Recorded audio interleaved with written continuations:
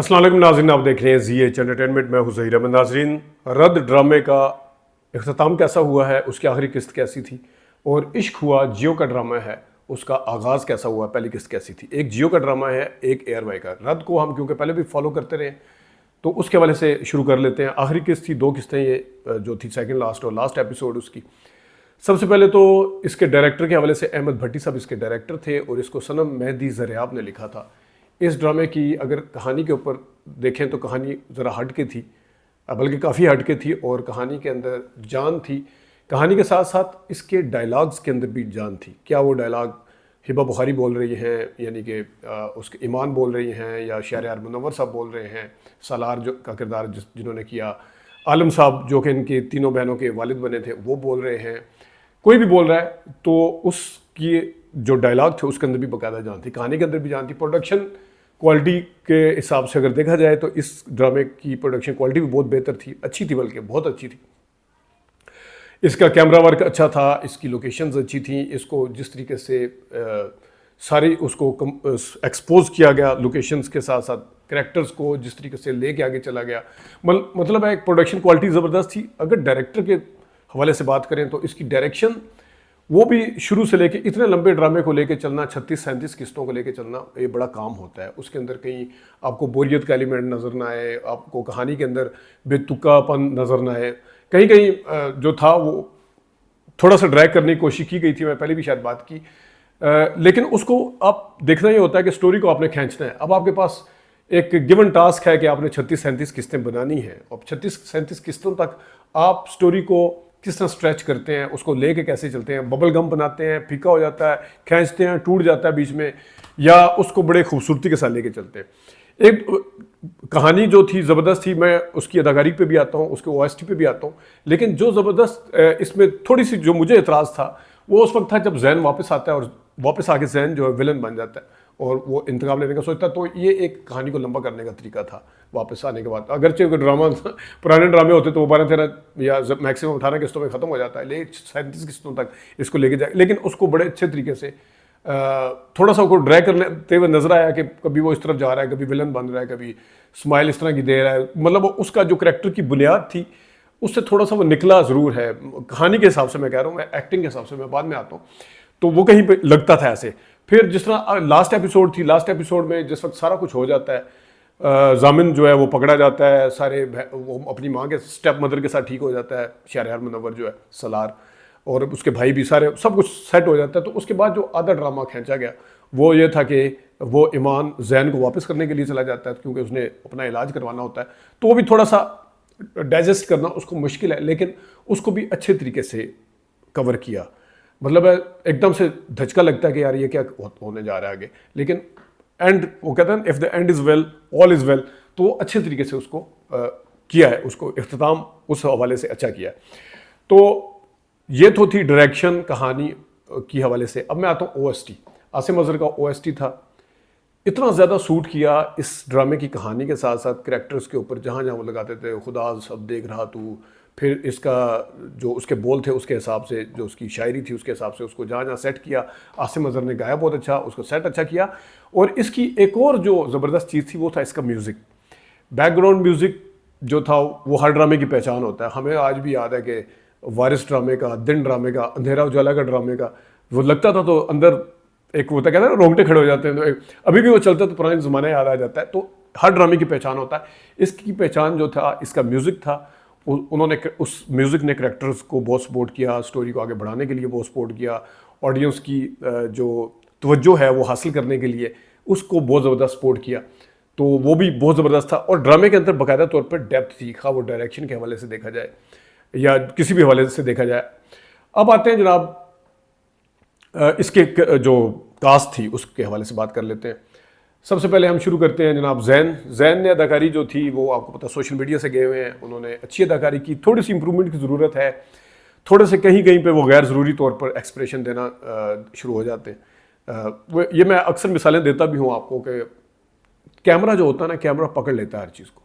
Camera अगर आपके ड्रामे का या इस तरह फिल्म का कोई सीन ऐसा है कि आपकी आंखों के अंदर नमी है और करैक्टर की डिमांड है कि वहाँ आंसू बाहर नहीं गिरने चाहिए, वो भी पकड़ लेगा, वो भी दिखा देगा, उस पर भी आप आपको दाद भी मिलेगी, कहीं कहीं आपको ज़रूरत से ज़्यादा एक्सप्रेशन देने पे देखने वाला बड़ा अजीब सा होता है। तो जैन की आवाज़ अच्छी, हाइट वाइट अच्छी है, सब कुछ अच्छा है, और एक्सप्रेशन का थोड़ा सा इशू है। जहाँ पे उन्हें नहीं हंसना होता वो हंसते हैं, या अगर हंसना भी होता है तो उसको सूट नहीं करता, चीज़ों को कैरी करना, जिस तरह ड्रेस को कैरी करना होता है ना, कि कुछ लोग शलवार कमीज़ को अच्छा कैरी करते हैं, कुछ पैंट शर्ट को अच्छा कैरी करते हैं, कुछ लोग ऐसे हैं जो दोनों को अच्छा कैरी करते हैं। तो आपने उसको, अगर आप Dilip Kumar school of thought जो है, वो वही बंदा अफोर्ड कर सकता है जो अपने फेस एक्सप्रेशन, आंखों की मूवमेंट, लिप्स की मूवमेंट, उसको अच्छे तरीके से कैरी करे, वो उस कैरेक्टर के अंदर है। अब एक बंदा है, वो कहता है कि मैंने यार यहाँ पे एक्सप्रेशन देने हैं, लेकिन वो उसको कैरी नहीं कर पा रहा, वो मैच नहीं कर पा रहा। अब वो उनकी फेस की मैच्योरिटी वो नहीं है, जिस तरह के मैच्योर किस्म के एक्सप्रेशन देने की कोशिश कर रहे थे जैन साहब, उस तरह के नहीं है। लेकिन ओवरऑल उन्होंने किरदार अच्छा किया, और आने वाले दिनों में उम्मीद है कि वो ज़्यादा अच्छा इंप्रूव करेंगे। शहरयार मुनव्वर साहब, शुरू से उनका किरदार बड़ा अच्छा था, उनके खासतौर पे फुटवर्क के ऊपर बड़ा ध्यान दिया उन्होंने, खुद भी ध्यान दिया, यकीनन डायरेक्टर ने भी कहा होगा उनको, क्योंकि उनका किरदार ऐसा था दबा दबा अंदर बिल्कुल रहा हुआ। तो उन्होंने ख़ासतौर पे उनके चलने का अंदाज़, शोल्डर यूं करके चलने का अंदाज़ और यूं यूं देखने का, वो भी बहुत ज़बरदस्त था। और बाद में फिर रिफ़ाइन हुआ ये करेक्टर, इसके अंदर वेरिएशन बहुत थी, फिर ये रिफ़ाइन होता है, पास से निकल के जब प्रेजेंट में आता है, फिर फेस करता है जो घरेलू मामलात हैं, उसके जो साइकोलॉजिकल इफेक्ट, जो उसके प्रॉब्लम है, वो उसको तो वो देख रहा है, लेकिन जो घर के आगे अपने वालिद के आगे खड़ा होता है, अपने घर वालों को, फिर ईमान के साथ किस तरह ट्रीट करता है, जैन के साथ किस तरह करता है, उसके अंदर भी शहरयार मुनव्वर साहब ने बहुत अच्छी अदाकारी की। फिर उनकी जो बीमारी का था, उसके अंदर दोबारा से वो माजी के साथ जाते हैं। उसमें जिस तरह मैंने बताया ना, वेरिएशन थी कि जब सारा कुछ अपने आप को रिफाइन करने वाला बंदा, सबके सामने ऑफिस को किस तरह संभालता है, सब कुछ करने वाला बंदा, लेकिन दोबारा से जब वो अपने माजी में जाता है, वो इनाया को याद करता है, अपनी माँ को याद करता है, तो वहाँ पे आके उनके दोबारा पता चलता है कि वो दोबारा से पुराने वाला शहरयार सलार जो है वो दोबारा से आ गया। तो बहुत अच्छी अदाकारी। ये जगह जो है वो शान साहब की तरह लगती है उनकी, जब वो सुन रहे होते हैं डायलॉग, खास तौर पे दूसरे के रिएक्शन भी बड़ा अच्छा देते हैं, ओवर कहीं नहीं लगते, कहीं पे भी शहरयार मुनव्वर ने ओवर एक्टिंग नहीं की कि इसी जगह आपको गुमान नहीं होता। फिर तीन बहनें, उनका जिक्र करना करना बड़ी ज़्यादती है। सवेरा, ईमान का तो मैं बाद में आता हूँ स्पेशल, सवेरा की जो दूसरी बहन थी वो, उन दोनों ने बहुत अच्छा काम किया। तीसरी के क्योंकि हीरोइन थी तो उसमें मैं बाद में करता हूँ, तो वो भी बहुत ज़बरदस्त किया। उनके वालिद साहब आलम साहब ने जो किरदार अदा किया, पहले मतीन साहब थे, बहुत ही मैच्योर एक्टिंग। और मैं तो अक्सर कहता हूँ कि ये कंपैरेटिवली बाबर अली से, सलीम शेख से, नूरुल हसन से, इनसे कंपैरेटिवली बड़े हैं एज में, लेकिन ये बड़े मैच्योर हैं। दूसरे अदाकारों की मैं वो नहीं कर रहा, लेकिन इन्होंने बहुत ही मैच्योरिटी के साथ अदाकारी की है और जचे हैं उसमें। फिर जो इसके जैन के वालिद हैं जैदी साहब, उन्होंने वो तो बहुत अच्छी की। अस्मा ने जितना अपना किरदार था, अस्मा अब्बास ने बहुत अच्छे तरीके से निभाया, बाकायदा गुस्सा आता है। फिर जो सवेरा की जो सास थी यानी जमील की माँ, उन्होंने बड़ा अच्छा काम किया, शुरू में बाकायदा तौर पे उन पे गुस्सा आता है। फिर जमील साहब, मैं अगर ये कहूँ कि इस ड्रामे में जहाँ OST का, जहाँ स्क्रिप्ट का, जहाँ हीरो हीरोइन का किरदार था, उतना तगड़ा किरदार जो दिया गया था जामिन का और जमील का, ये दो नेगेटिव कैरेक्टर थे और दोनों ने अपने अपने अंदाज से बहुत ज़बरदस्त अदाकारी की, जमील ने भी और जामिन ने। जामिन के ऊपर मैं आता हूँ, जमील को भी वगैरह देख के उनके पास उसके अदाकारी का मार्जिन भी बहुत था, करैक्टर अच्छा था, तो उन्होंने उसको उसी इतनी ही खूबसूरती से निभाया। अगरचे इस तरह के जगह पे अक्सर जो अच्छे अदाकार नहीं होते वो ओवर एक्टिंग भी करना शुरू हो जाते हैं, लेकिन जमील ने बहुत अच्छी अदाकारी की अपने करैक्टर के अंदर है। और जामिन ने बहुत कमाल अदाकारी की है। उन्होंने किसी जगह अपने किरदार से बाहर नहीं आए और उनका खींच के बोलना, और कहीं कहीं अमरीश पुरी वाला स्टाइल है उनका बोलने का। आवाज़ की मैं बात करूँ, फेस एक्सप्रेशन की बात नहीं करूँ, हाइट वाइट बहुत ज़बरदस्त है। मैं पूरे ड्रामे में सबसे लंबे वही थे, अगरचे जैन भी लंबे हैं, लेकिन वो उनकी हाइट सबसे ज़्यादा थी। और उन्होंने जिस तरीके से डायलॉग को, तुम्हें पता नहीं है तुम क्या कर रहे हो, ये यूँ करके जो बोलते थे, वो उनकी पर्सनैलिटी और इस करैक्टर के हिसाब से बहुत उठ के आया, ज़बरदस्त मज़ा आया देख के। बहुत अच्छा किया जामिन ने। और बाकी जिस तरह नासिरुद्दीन साहब ने नूरी नाथ का किरदार लिखा था मौला जाट में, इसी तरह इसमें विलन का किरदार बाकायदा सनम मेहदी ज़रियाब ने बहुत अच्छे तरीके से, गौर के साथ, तसल्ली के साथ उनके किरदार को भी ओवर शेडो नहीं होने दिया, ज़बरदस्त रहे। नादिया अफगन ने बहुत अच्छा काम किया।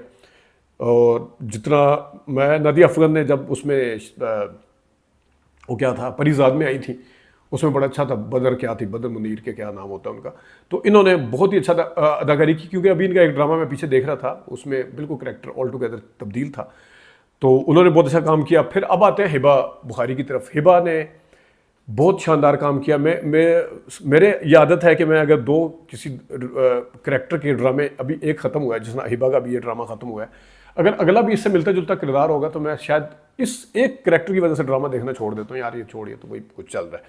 तो उनका नोक झोंक कह रहा हूँ, सरकार झोंक सरकार जो था, झोंक सरकार में उनका किरदार बिल्कुल तब्दील था। एक रिमोट एरिया की लड़की है, उसका लहजा और तरह का है, उसके वार्डरोब और तरह के, वहाँ के हिसाब से उसको अच्छे तरीके से कैरी किया, ज़बरदस्त। इसमें बिल्कुल थोड़ी सी अच्छी दिखाई हैं, एजुकेटेड दिखाई हैं, और बड़ी ही समझदार करैक्टर जिसकी ज़रूरत थी वो उन्होंने उतनी ही खूबसूरती के साथ निभाया। मैं पहले भी रद्द के ऊपर जब रिव्यू दिया था, मुझे याद है मैंने कहा था इनको अपनी आवाज़ को इस्तेमाल करना आता है। आंखें इस्तेमाल करती हैं, वो भवें शवें भी ऊपर करती हैं, सारा कुछ करती हैं। इनकी आवाज़ का जो है ना जादू, वो इस तरह के अगर गुस्से में है वो जाहिर होता है आवाज़ से, अगर वो किसी को समझाने कन्विंसिंग स्टाइल से एसएलआर के साथ खड़ी हुई है समझाने के उसमें तभी है, अगर उसमें टॉन्ट करना है किसी को तो वो अपनी आवाज़ को, मेरे ख्याल में ये उनका इन गॉड गिफ्टेड क्वालिटी है। खुद भी वो ज़ाहिर समझदार एक्ट्रेस हैं, तवज्जो देती होंगी इस चीज़ पे, लेकिन वो बहुत ज़बरदस्त उन्होंने निभाया उस किरदार को।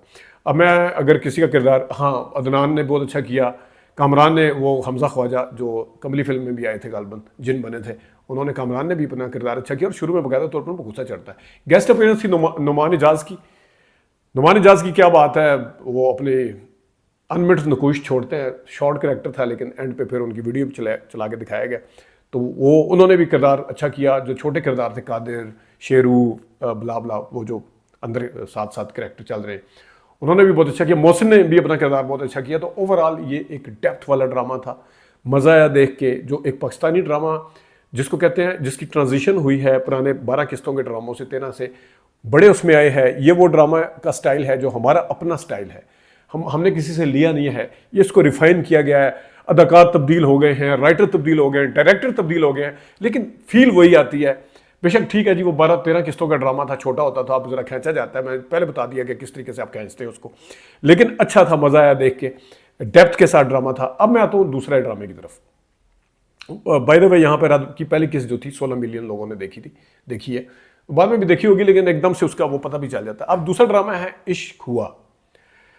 इश्क हुआ ड्रामा जियो का है, और इस ड्रामे का मैं अक्सर जियो के ड्रामे बहुत कम देखता हूँ, क्योंकि जियो के ड्रामे मैं इस वजह से कम देखता हूँ, उनके ड्रामों के अंदर मुझे उनका, मेरी ज़ात ज़रा बेनिशान बहुत अच्छा लगा था, थोड़ी सी बेवफाई बहुत अच्छा लगा था उनका। ये जो अभी ख़त्म हुआ था जन्नत जहां वाला ड्रामा था, क्या वो बहुत अच्छा लगा था। लेकिन अभी ये जिस तरह ये वाला ड्रामा है, हर ड्रामे का ठीक है डायलॉग अपना जॉनरा होता है, इसका एक्शन है, मार कुटाई है, लेकिन इसमें स्टार प्लस की वो डेप्थ नहीं है। जिस तरह मैं इसी वजह से कहा, वो ARY या हम के ड्रामों के अंदर जो डेप्थ आपको नजर आती है, जियो के ड्रामों में वो डेप्थ आपको कहीं नजर नहीं आती। आपके डायलॉग कम हैं, आप एक्शन से चलते हुए आ रहे हैं, घर के अंदर माँ वो सास एक्शन से चलती हुई आ रही है, म्यूज़िक चल रहा है, म्यूज़िक की ज़रूरत है नहीं है, वो एक्शन स्लो मोशन की ज़रूरत है या नहीं है, तो वो ये इसमें आपको इस तरह पता चलता है इश्क हुआ में, जिस तरह आप साउथ की फिल्म देख रहे हैं, और बाकायदा तौर पर आपको फील आती है कि साउथ की, आप साउथ की फिल्मों का मुकाबला नहीं कर सकते, वो अरबों में बनती है। आप एक्शन दिखाएंगे तो आपका मुआवजना मुकाबला वहाँ पे किया जाएगा, बड़ी मेहनत करनी पड़ती है, और फिर जो लोग फिल्में देखने के आदी होती हैं वो फिल्में ही देखते हैं। जिस तरह हम कहते हैं ना कि हमें ड्रामे फिल्मों सिनेमा पे ना दिखाएं, इसी तरह मेरी रिक्वेस्ट है कि टीवी के ऊपर हमें फिल्में ना दिखाएं, हमें ड्रामे दिखाएं।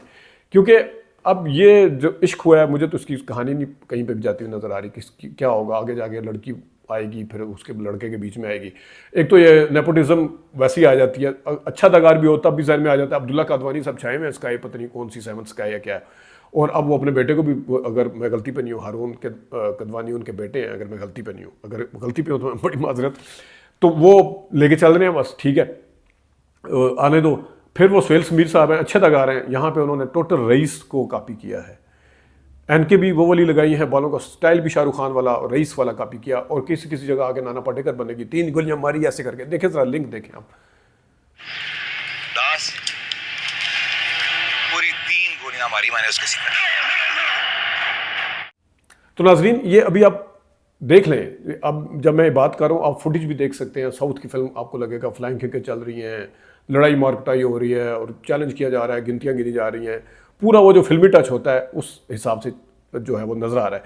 यही वजह है कि 7 मिलियन लोग हैं, अगरचे इसको देखा गया है। अब देखते हैं कि जब तक ये आगे कितना बढ़ता है। वो 16 मिलियन था, मैं एक मिसाल दे रहा हूँ आपको। तो अगर आप इंडियन ऑडियंस को कैप्चर करना चाहते हैं वो आपको पाकिस्तानी ड्रामे वाले स्टाइल में नजर आएगी। आप उनको साउथ की फिल्में दिखाएंगे तो वो साउथ की फिल्में वहां पे बैठ के देख रहे हैं। ये मेरी जियो वालों से है, या जो भी इनके लिए ड्रामे बनाता है जियो के लिए खासतौर पे, वो वहां पे बैठ के देख रहे हैं, वो ज्यादा आपसे बेहतर कर रहे हैं। अगर आप स्टार प्लस वाले स्टाइल से बनाएंगे तो वो वहां पे देख रहे हैं, फिर वो आपको क्यों देखेंगे? आपको तो वो लोग इस वजह से देखेंगे कि आप हमसफर ड्रामा बनाएंगे, आपको माहिरा खान को उसको खिरद को और वो जो दूसरा लड़का था फवाद का क्या नाम था उसको इस वजह से देखेंगे। आपका फ्लेवर है ये। रद ड्रामे को अगर पसंद किया गया, इनका अपना फ्लेवर है, उसके अंदर डेप्थ थी, वो उनकी अपनी थी। आप लड़ाई करवाएंगे, वो तो वहां पे बेहतर तरीके से कर रहे हैं। भूल जाए, आप अगर कह रहे हैं कि हम इंडियन स्टाइल से ड्रामा बना के इंडियन ऑडियंस को कैप्चर करेंगे, तो ये पाकिस्तान में तो शायद देखा जाए कि ठीक है जी, थोड़ा सा वक्री टाइप का, बाकी ड्रामे एक जैसे चल रहे हैं, वहां पे एक चीज़ काम नहीं आएगी। वहां पे आपको अपने स्टाइल से ड्रामा बनाना पड़ेगा, तब लोग देखेंगे। तो ये था कुछ रिव्यू ड्रामों के ऊपर, हम कंटिन्यूसली दिया करेंगे, एक दिन छोड़ के कोशिश करेंगे, या हफ्ते में 2 दफ़ा तो दिया ही करेंगे। अपना ख्याल रखिएगा। अभी तक के लिए इतनी इजाज़त दीजिए। अल्लाह हाफिज़।